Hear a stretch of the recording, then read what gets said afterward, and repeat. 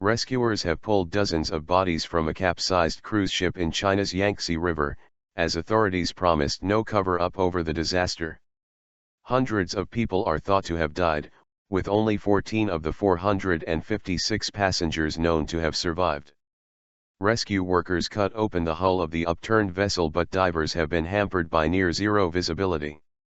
Angry relatives staged a protest near the site and broke through police cordons to demand information.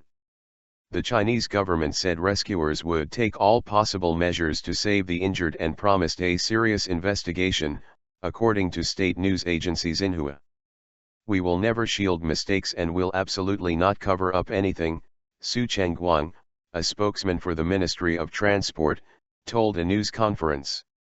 But the area around the ship was being tightly controlled, with police checkpoints blocking journalists' access to the river and to local hospitals.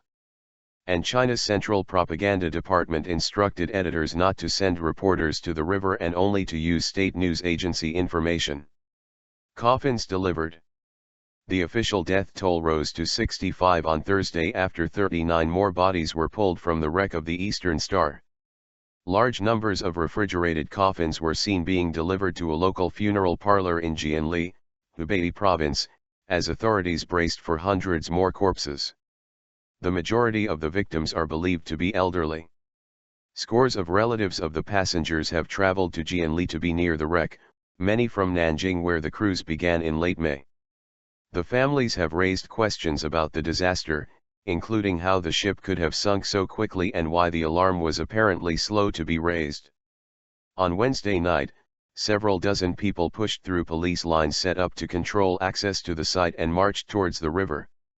Officials have now promised to take them to the rescue site on Thursday.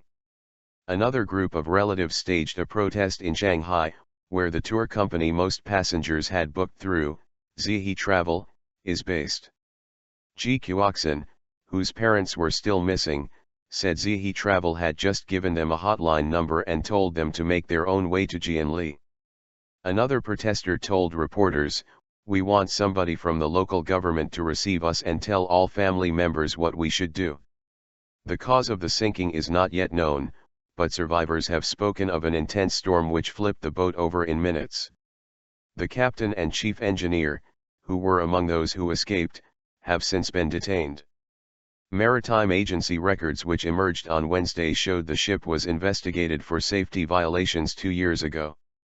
It was held alongside 5 other vessels in 2013 over safety concerns, although no further details are available.